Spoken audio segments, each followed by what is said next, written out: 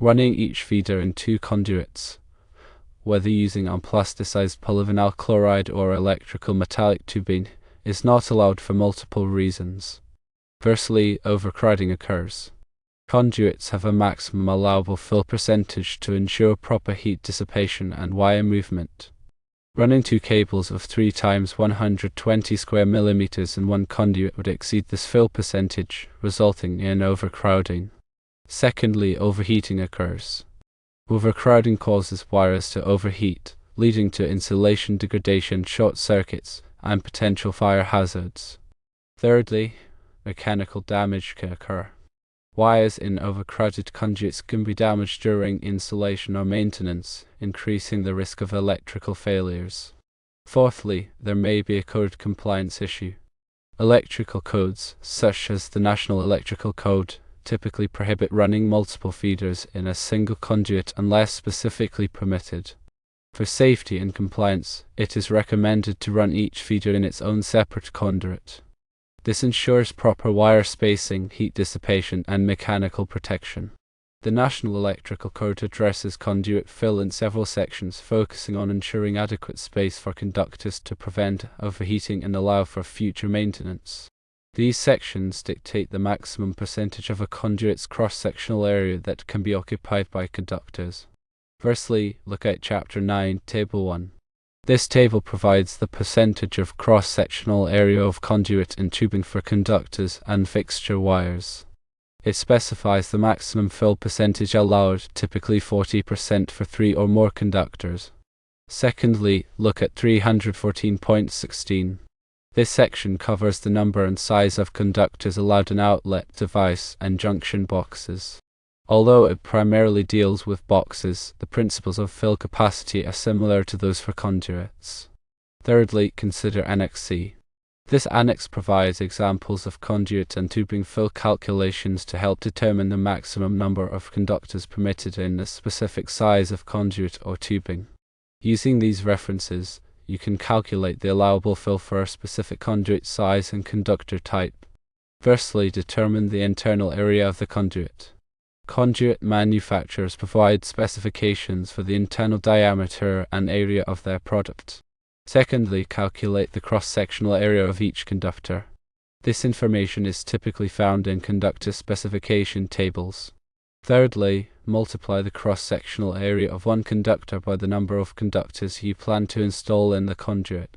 Fourthly, ensure that the total cross-sectional area of the conductors does not exceed the allowable fill percentage of the conduit's internal area, as specified in Chapter 9, Table 1 of the National Electrical Code.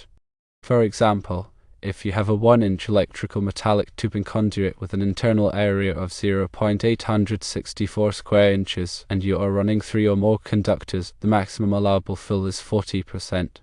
Therefore, the total cross-sectional area of the conductors must not exceed 0.346 square inches, 0.40 times 0.864.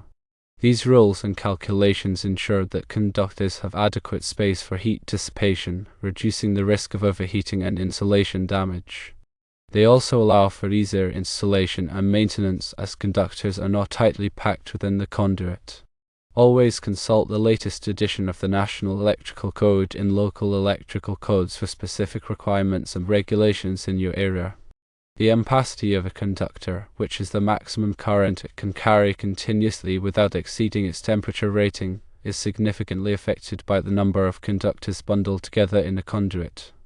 When multiple current-carrying conductors are installed in the same conduit, the heat generated by each conductor can raise the overall temperature inside the conduit. This increased temperature reduces the heat dissipation efficiency of each conductor, leading to a lower ampacity rating. Firstly, refer to the National Electrical Code Table 310.15 Cone. This table provides adjustment factors for ampacity when multiple current-carrying conductors are bundled together in a raceway, cable, or directly buried in the earth. The adjustment factors are based on the number of current-carrying conductors in the conduit. For example, if there are 4 to 6 current-carrying conductors in a conduit, the ampacity of each conductor must be reduced to 80% of its value as listed in the ampacity tables, such as Table 310.16. Secondly, consider the ambient temperature. The ambient temperature around the conduit also affects the ampacity of the conductors. Higher ambient temperatures reduce the ability of the conductors to dissipate heat, further lowering their ampacity. The National Electrical Code Table 310.15 Bone provides correction factors for ampacity based on ambient temperature. To determine the adjusted ampacity of a conductor in a conduit with multiple current carrying conductors, firstly, find the conductor's ampacity from Table 310.16 based on its size and insulation type. Secondly, determine the number of current carrying conductors in the conduit. Thirdly, find the appropriate adjustment factor from Table 310.15 cone based on the number of conductors. Fourthly, find the correction factor from Table 310.15 bone based on the ambient temperature. Fifthly, multiply the conductor's ampacity by both the adjustment factor and the correction factor to obtain the adjusted ampacity. For example, suppose you have a 12 American wire gauge copper conductor with type THHN insulation, which has an ampacity of 30 amps and ambient temperature of 30 degrees Celsius. If there are 5 current carrying conductors in the conduit, the adjustment factor from Table 310.15 cone is 0.8. If the ambient temperature is 40 degrees Celsius, the correction factor from Table 310.15 bone is 0.91. Therefore, the adjusted ampacity of the conductor is 30 amps times 0.8 times 0.91, which equals 21.84 amps. It is crucial to apply these adjustment and correction factors to ensure that conductors are not overloaded, which can lead to overheating, insulation damage, and potential fire hazards. Always consult the latest edition of the National Electrical Code and local electrical codes for specific requirements and regulations in your area. The National Electrical Code outlines specific requirements for the separation and support of electrical conductors to ensure safety, prevent damage, and facilitate proper heat dissipation. These requirements vary depending on the type of wiring method, the size and type of conductors, and the environment in which they are installed. Firstly, consider the support requirements. Conductors must be securely supported to prevent strain on terminations and to maintain proper spacing. The National Electrical Code Section 314.23 specifies the requirements for supporting boxes and conduit bodies. Conduit must be supported within 3 feet of every box, conduit body, or fitting, and at intervals not exceeding those specified in Table 344.30b2 for electrical metallic tubing, Table 352.30b for rigid polyvinyl chloride conduit, and similar tables for other types of conduit. Secondly, think about physical protection. Conductors must be protected from physical damage such as abrasion, impact, and crushing. The National Electrical Code Section 300.4 provides requirements for protecting conductors from physical damage. Conductors installed in exposed locations must be protected by conduit, raceway, or other approved means. Thirdly, focus on separation from other systems. Conductors must be separated from other systems such as communication cables, plumbing, and mechanical equipment to prevent interference and to minimize the risk of damage. The National Electrical Code Section 300.3c specifies the requirements for the installation of conductors with other systems. Conductors of different voltage systems must be separated by barriers or other approved means. Fourthly, concentrate on maintaining proper spacing. Proper spacing between conductors is essential for heat dissipation and to prevent the spread of fire. The National Electrical Code Section 310.15 code provides adjustment factors for ampacity when multiple current carrying conductors are installed in a raceway or cable. These adjustment factors are based on the number of conductors and the ambient temperature. Firstly, for exposed wiring, conductors must be supported by insulators or other approved means at intervals not exceeding those specified in the National Electrical Code. Secondly, for underground wiring, conductors must be buried at a depth that provides adequate protection from physical damage. Thirdly, for wiring in buildings, conductors must be installed in conduit, raceway, or cable to protect them from damage. Fourthly, conductors must be separated from sources of heat, such as lighting fixtures and heating equipment, to prevent overheating. Maintaining proper separation and support of electrical conductors is crucial for ensuring the safety and reliability of electrical systems. Always consult the latest edition of the National Electrical Code and local electrical codes for specific requirements and regulations in your area. The type of conduit used for electrical installation significantly impacts the overall safety and performance of the wiring system. Different types of conduit offer varying levels of protection against physical damage, environmental factors, and fire hazards. Selecting the appropriate conduit depends on the specific application, location, and environmental conditions. Firstly, electrical metallic tubing, commonly known as electrical metallic tubing, is a lightweight, rigid steel conduit that is suitable for indoor use in dry locations. Electrical metallic tubing provides good protection against physical damage and is easy to install. However, electrical metallic tubing is not suitable for use in corrosive environments or underground applications. Secondly, rigid metal conduit is a heavy-duty, rigid steel conduit that provides excellent protection against physical damage and corrosion. Rigid metal conduit is suitable for both indoor and outdoor use in a wide range of environments, including wet, corrosive, and hazardous locations. However, rigid metal conduit is more expensive and more difficult to install than electrical metallic tubing. Thirdly, intermediate metal conduit is a medium-weight, rigid steel conduit that offers a balance of protection and cost. Intermediate metal conduit is suitable for use in many of the same applications as rigid metal conduit, but it is not as strong or as corrosion resistant. Fourthly, rigid polyvinyl chloride conduit is a non-metallic conduit that is lightweight, corrosion resistant, and easy to install. Rigid polyvinyl chloride conduit is suitable for use in wet, corrosive, and underground applications. However, rigid polyvinyl chloride conduit is not as strong as steel conduit and is more susceptible to damage from impact and abrasion. Fifthly, flexible metal conduit is a flexible metallic conduit that is used for short runs and in tight spaces where rigid conduit is difficult to install. Flexible metal conduit provides limited protection against physical damage and is not suitable for use in wet or corrosive environments unless it is liquid-type flexible metal conduit. Firstly, consider the location of the installation. Is it indoors or outdoors, wet or dry, corrosive or non-corrosive? Secondly, consider the potential for physical damage. Is the conduit likely to be exposed to impact, abrasion, or crushing? Thirdly, consider the fire hazard. Is the conduit required to provide fire protection?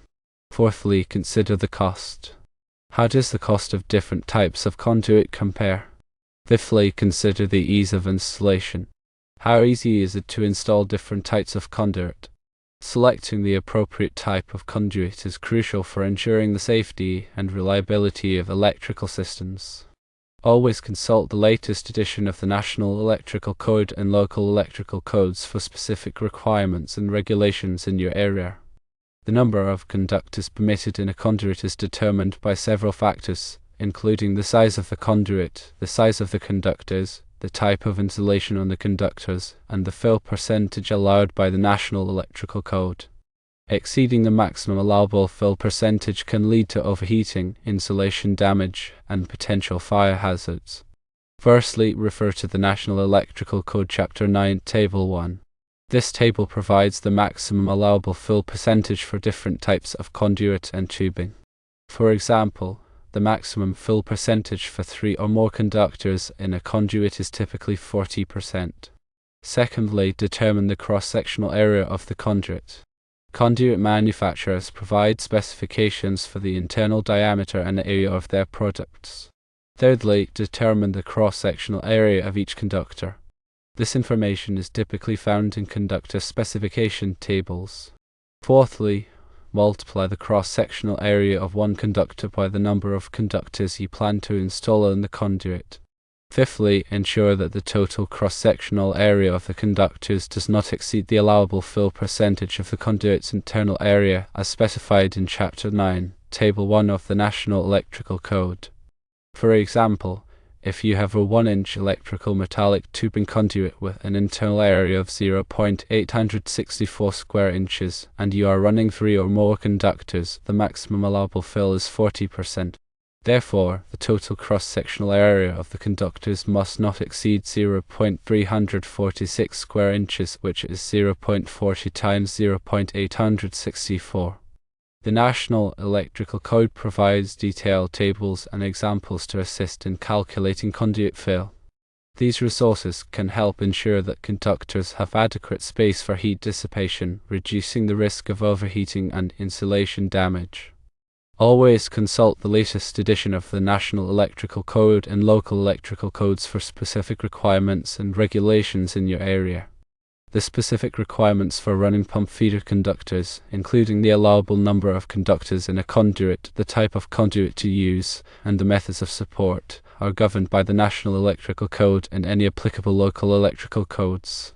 These requirements are designed to ensure the safety and reliability of the electrical system and to prevent hazards such as overheating, insulation damage, and electrical shock. Firstly, conductor ampacity. The pump feeder conductors must be sized to carry the full load current of the pump motor, plus any applicable overcurrent protection requirements. The National Electrical Code Section 430 provides detailed requirements for motor circuit conductors and overcurrent protection. Secondly, conduit type. The type of conduit used for the pump feeder conductors must be suitable for the environment in which it is installed. For example, if the conduit is installed in a wet or corrosive location, it must be made of a corrosion-resistant material such as rigid polyvinyl chloride or rigid metal conduit with a corrosion-resistant coating. Thirdly, conduit fill. The number of conductors permitted in a conduit is limited by the fill percentage allowed by the National Electrical Code. The National Electrical Code Chapter 9, Table 1 specifies the maximum allowable fill percentage for different types of conduits and tubing. Fourthly, overcurrent protection. The pump feeder conductors must be protected by an overcurrent protective device, such as a circuit breaker or fuse, that is sized to protect the conductors from overloads and short circuits. The National Electrical Code Section 430 provides detailed requirements for motor circuit overcurrent protection. Fifthly, grounding. The pump motor and all metal parts of the electrical system must be properly grounded to prevent electrical shock hazards. The National Electrical Code Article 250 provides detailed requirements for grounding and bonding. Firstly, consider the location of the pump motor. Is it indoors or outdoors, wet or dry, corrosive or non-corrosive? Secondly, consider the size and type of the pump motor. What is its full load current and voltage rating? Thirdly, consider the applicable local electrical codes. Are there any local amendments or requirements that differ from the National Electrical Code? Fourthly, consult the latest edition of the National Electrical Code and local electrical codes for specific requirements and regulations in your area. Adhering to these requirements is essential for ensuring the safety and reliability of the electrical system and for preventing hazards such as overheating, insulation damage, and electrical shock. Always consult with a qualified electrical contractor or engineer to ensure that the pump feeder conductors are installed in accordance with all applicable codes and regulations.